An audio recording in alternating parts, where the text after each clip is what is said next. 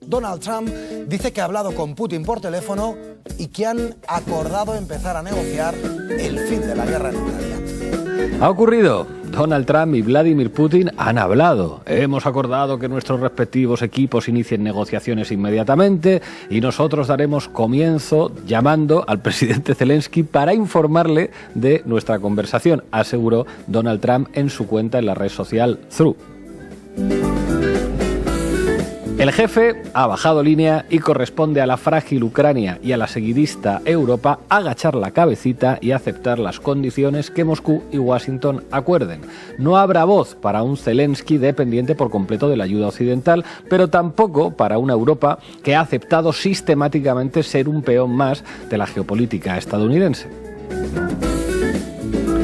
Ahora sí se puede hablar de paz. Que joderse. El jefe Trump ha aseverado que millones de personas han muerto en una guerra que nunca habría ocurrido si él hubiera sido presidente y que no deben perderse más vidas. Es absolutamente desquiciante. 48 horas antes de la victoria electoral de Donald Trump en aquellas elecciones presidenciales de noviembre, era sinónimo de locura plantear siquiera la urgencia de llamar a Putin por teléfono para conversar. Hoy, claro, esto es la nueva normalidad europea.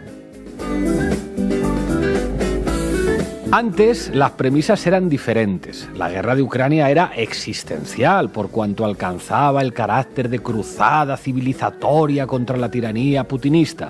Los costes económicos, políticos y de infraestructuras eran irrelevantes en comparación al magno esfuerzo de guerra con el que había que ayudar a Ucrania. Los ucranianos muertos y la crisis demográfica del país eran un daño colateral. Solo la victoria total contra el enemigo de Europa podía ser un desenlace aceptable.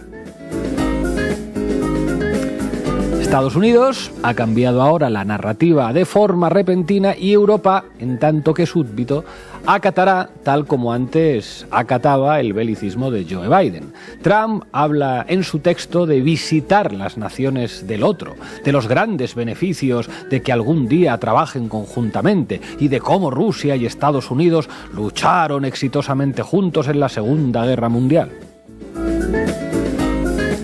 Le ha faltado decir la gran guerra patria a Trump. En fin, la posición trumpista no tiene ni una pizca de humanismo. Es mera geopolítica enmarcada en la disputa contra China y en la ansiedad de Trump por anotarse cuanto antes un tanto con la paz de Ucrania. No obstante, es el previsible giro europeo lo que llama la atención. No hace mucho, la única postura aceptable era que todo esfuerzo era poco, que muera hasta el último ucraniano, que caiga hasta la última empresa alemana, todo con tal de prolongar una guerra que nunca fue y nunca habría de ser ventajosa para los europeos.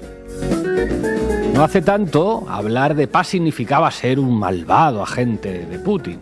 Reiterar que las conversaciones de paz en 2022, por cierto, truncadas por Joe Biden, que estaba obsesionado con prolongar la guerra para desgastar las capacidades rusas, decir que nunca debieron venirse abajo esas negociaciones era tener una posición prorrusa. De hecho, todo era prorruso, por cuanto este calificativo perdió además su significado político e incluso etimológico para convertirse en un macabro dardo político para anular toda conversación sobre una salida diplomática de la guerra. Pedir diplomacia era ser prorruso.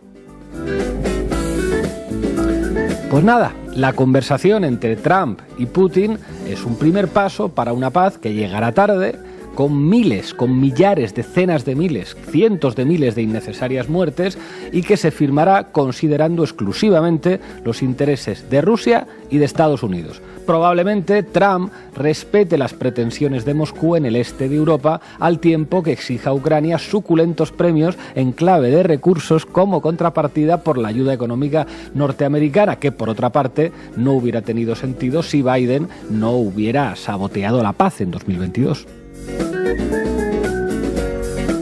Europa también pagará la cuenta. Los intereses de los Estados europeos serán ignorados y se cargará a la industria de guerra europea el peso de la contención en una Ucrania posbélica cuyo riesgo de reanudación de conflicto podría persistir durante décadas.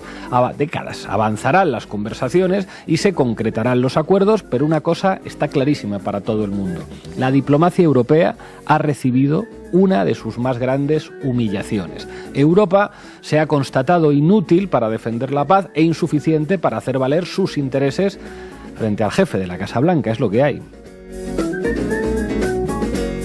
Tras 3 años de régimen de guerra y narrativa de la violencia en Europa, ha tenido que ser Donald Trump, que amenaza con un genocidio en Gaza y con agredir a todo aquel que no se le subordine, quien capitalice las negociaciones de paz con Rusia. Es un fracaso estructural de la diplomacia europea, un fallo irreparable y un puñal en el corazón de la identidad continental, si es que tal cosa existe. Si Europa no sirve para garantizar la paz en tiempos de convulsión, ¿para qué demonios sirve Europa? ¿Qué es Europa en el sistema internacional? Esta guerra, la postura norteamericana y la no postura europea, es un antes y un después en la medular del proyecto europeo. Y nos acordaremos de esto, escúchenme bien, por mucho tiempo. Bueno, esto es lo que decimos hoy en el editorial de Diario Red. Hoy, después de cientos de miles de muertos, hablamos de una posible paz en la guerra ruso-ucraniana. Bienvenidos y bienvenidas.